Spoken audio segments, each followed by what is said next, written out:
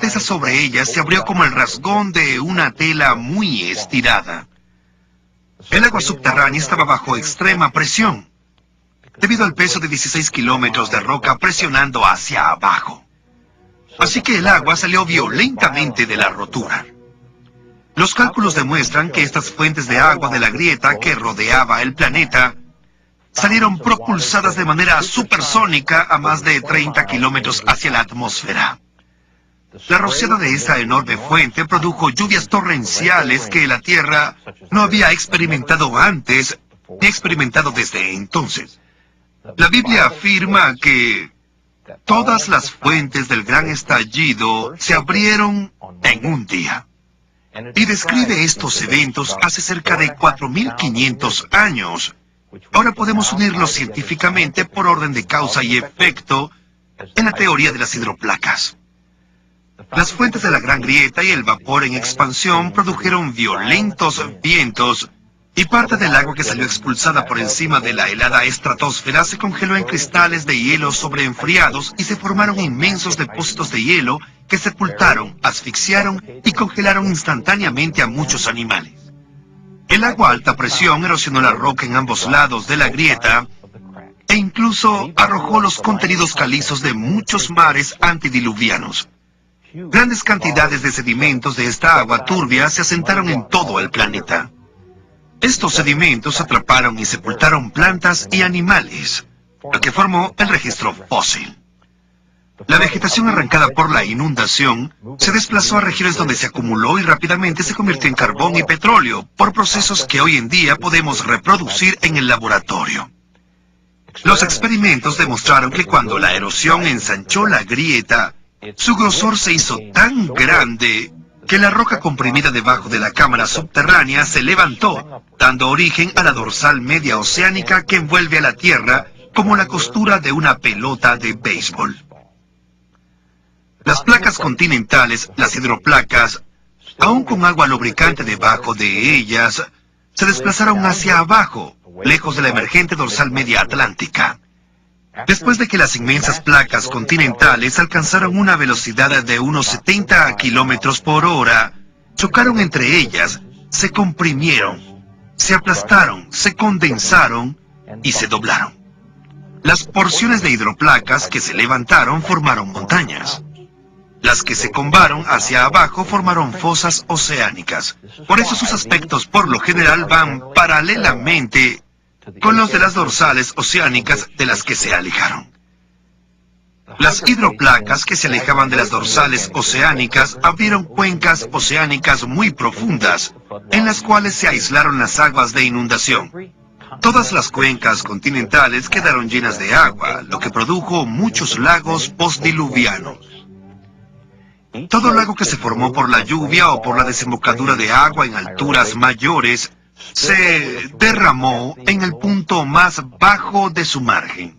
Esto erosionó la pequeña abertura de su borde, permitiendo que fluyera mucha más agua a través de ella, lo que cortó más rápida y profundamente los sedimentos blandos depositados por la inundación. Este proceso se aceleró hasta que toda el agua de los lagos se vertió a través de una profunda abertura, formando un cañón. El más grande de todos fue el Gran Cañón.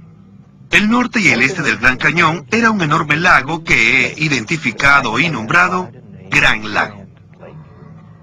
El vertido liberó más agua que los 5 grandes lagos juntos.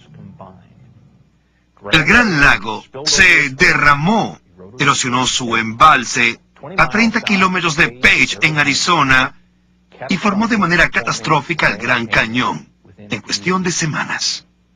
La rápida deposición de los depósitos por la acción de las mareas significa que hubo poco tiempo para que ocurriera la erosión entre capas sucesivas.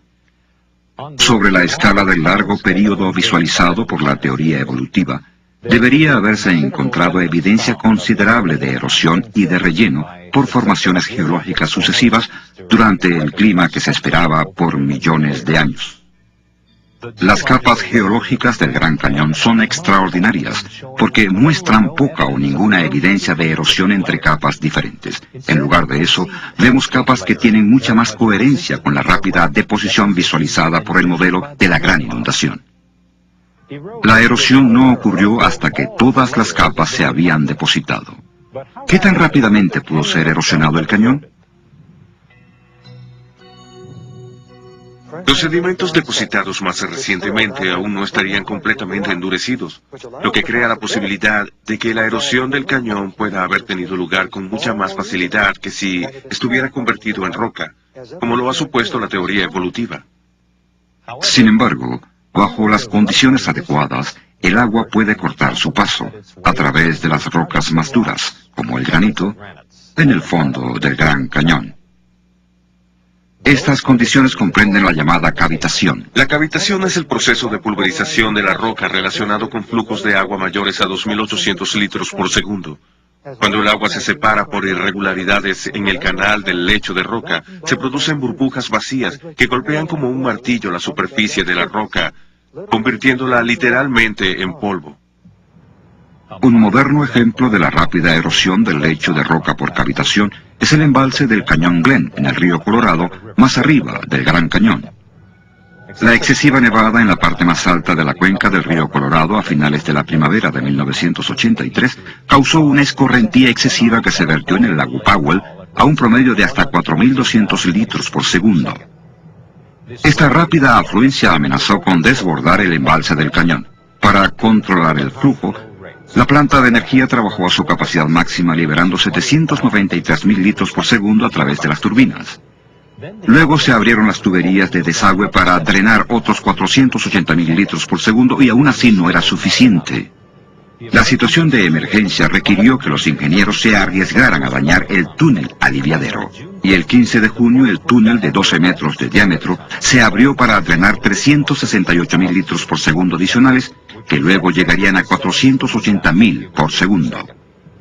Luego, el 28 de junio, el flujo se incrementó a 906.000 litros por segundo.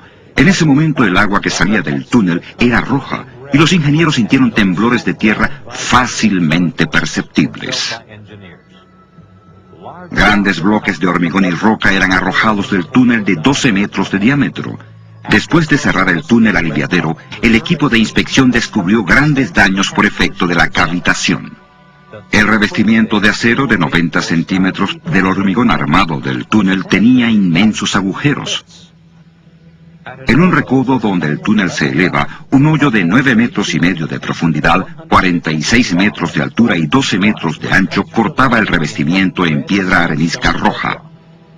Se requirieron 1.700 metros cúbicos de hormigón para rellenar este enorme agujero. El proceso de reparación comprobó la gran extensión del daño. La velocidad de la erosión en el túnel aliviadero del embalse del Cañón Glen ocurrió muy rápidamente durante el período en que apareció el color rojo del agua y se sintieron los temblores. Es posible que la cavitación pulverizara el hormigón, el acero y la piedra arenisca a un promedio de 28.300 litros por segundo durante el período cumbre de la erosión. Los efectos destructivos de la cavitación en el embalse del Cañón Glen nos indican que el Gran Cañón pudo haberse erosionado muy rápidamente por la abrupta liberación de un gran volumen de agua sobre él. Pero, ¿de dónde provino el agua y qué causó su repentina liberación? Los estudios del Dr. Brown sobre el Gran Cañón proporcionan una de las mejores respuestas. A la mayoría de la gente se le ha dicho que el poderoso río Colorado talló el Gran Cañón durante millones de años. Pero si la gente pudiera estudiar el cañón desde un avión, podría ver su inmensidad y lo diminuto que es el río en relación con el cañón. No hay río sobre la tierra que pueda tallar este gran hoyo en el suelo, ni siquiera en miles de millones de años. Si el río Colorado talló el Gran Cañón, la primera pregunta que deberíamos hacernos es, ¿a dónde van los sedimentos erosionados? Debería haber un gigantesco delta fluvial al final del río Colorado, pero no lo hay. Además, los geólogos no pueden encontrar un gran delta fluvial cerca de esta parte del mundo. Así que debemos preguntarnos a dónde va toda esa tierra. En varios lugares de esta plataforma que domina el Gran Cañón, hay pequeñas montañas o cerros con capas horizontales que cuentan una historia fascinante. Las capas están alineadas, así que obviamente una vez estuvieron conectadas. Algo debe haber pasado y removido Varios miles de metros de gruesas capas de material más blando que una vez estuvo en donde estamos ahora. Necesitamos explicar no solo a dónde fue la Tierra que estaba dentro de este inmenso cañón de 322 kilómetros de largo, sino también a dónde fueron los miles de metros de tierra que una vez estuvieron aquí arriba y que se esparcieron por decenas de miles de kilómetros. Esta formación en particular, llamada Cerro Rojo, no solo sigue teniendo algunas de estas capas horizontales, también posee una clave en la cima. La capa superior es un flujo de lava. La lava solo fluye cuesta abajo, por lo tanto, en un momento, la tierra que rodea la cima de ese cerro debe haber sido más alta. De nuevo, nos preguntamos, ¿a dónde fue toda la tierra? Catastróficamente, el Gran Lago se desbordó y erosionó su embalse, formando el Gran Cañón hacia el sudeste en unas pocas semanas. Otro gran lago postdiluviano, reconocido por los geólogos, una vez estuvo cerca de aquí, el lago Hopi. Cuando el Gran Lago se desbordó catastróficamente, creo que erosionó el límite oeste del lago Hopi, haciendo que este también se desbordara. ¿A dónde fue toda la tierra? Fue esparcida rápidamente sobre el sur de Arizona y sobre parte de California y de Nevada. La evidencia que apoya el diluvio universal bíblico de hace unos 4.300 años ya está montada. Para el Gran Cañón, el diluvio explica cómo las capas sedimentarias rápidamente se depositaron cuando las aguas aumentaron y cómo fueron erosionadas rápidamente cuando las aguas se retiraron. También hemos visto a dónde fue toda la tierra, y hemos visto la evidencia del rápido entierro de la vegetación antediluviana para producir el carbón y el petróleo actuales. Ahora veremos evidencia fósil del rápido entierro de las formas de vida antediluvianas. De hecho, algunas de las evidencias más extraordinarias de la rápida deposición de los sedimentos de la inundación vienen de fósiles bien preservados encontrados en ciertas partes del planeta. Quizás la mayor evidencia fósil del rápido entierro de plantas y vida marina se encuentra en el suroeste de Wyoming, en el Monumento Nacional Fossil Butte. Durante los últimos 100 años, científicos y coleccionistas han recolectado miles de fósiles casi perfectamente preservados de sitios dentro del monumento, en especial aquí en el Cerro Fossil Butte. Es una colección increíblemente variada de tortugas fósiles, frondas de palma, cocodrilos, hojas, insectos, ramas con frutos secos que permanecen intactos. Incluso hay rayas fósiles cuyos esqueletos de cartílago son conocidos por desintegrarse rápidamente y que demuestran que en realidad ese entierro de todas las formas vivientes fue bastante rápido. Pero esto no es todo. Quizás la evidencia más espectacular del entierro rápido de todos los fósiles dentro del monumento son los miles de millones de más de 20 especies de peces. Esta losa de roca en el centro de visitantes del monumento, que mide 2,5 metros por 1,5, muestra vivamente solo unos cuantos de ese número. Sorprendentemente, muchos de los peces conservan no solo el esqueleto entero, sino también los dientes, delicadas escamas y hasta la piel. El inmenso número de peces fósiles en Fossil Butte les ha dejado a los geólogos evolucionistas un gran misterio sin resolver. En 2 secciones tituladas Condiciones ideales para la creación de fósiles y Misterios sin resolver del folleto del Parque Nacional Fossil Butte, se revelan las contradicciones que resultan cuando se utiliza un período terrestre antiguo para explicar el rápido entierro. Por un lado, especulan sobre la existencia de un lago en el que muchos animales y plantas probablemente murieron de manera natural. Por el otro, la evidencia obliga a concluir que en varias ocasiones inmensas cantidades de peces murieron súbitamente. Luego, el folleto iguala esas varias ocasiones con el rápido entierro por precipitación de carbonato de calcio, el mineral fundamental que contiene fósiles año tras año por cientos de miles de años. Realmente este es un escenario increíble. Tener este inmenso número de peces que se reprodujeron en un corto tiempo solo para ser exterminados por una catástrofe un año más tarde aproximadamente, y esto se repetiría varios cientos de miles de veces. Desde hace tiempo, los paleontólogos deberían haber visto la falacia en este escenario, por ninguna otra razón más que por las frondas de palmas fósiles hermosamente preservadas. Así de simple, las palmeras no crecen en el agua, y las brisas suaves no arrancan sus frondas. Solo una catástrofe de enormes proporciones puede explicar los fósiles perfectamente preservados en Fossil Butte. Las rocas en las que están son principalmente de carbonato de calcio, como muchas en el Gran Cañón. Todas tienen una fuente común: la interacción de gases volcánicos con cal arrojados desde las cuencas de los mares antediluvianos. Se afirma que todas las fuentes del gran estallido se abrieron en un día. Y describe estos eventos hace cerca de 4.500 años. Ahora podemos unirlos científicamente por orden de causa y efecto en la teoría de las hidroplacas. Esa sobre ellas se abrió como el rasgón de una tela muy estirada. El agua subterránea estaba bajo extrema presión, debido al peso de 16 kilómetros de roca presionando hacia abajo.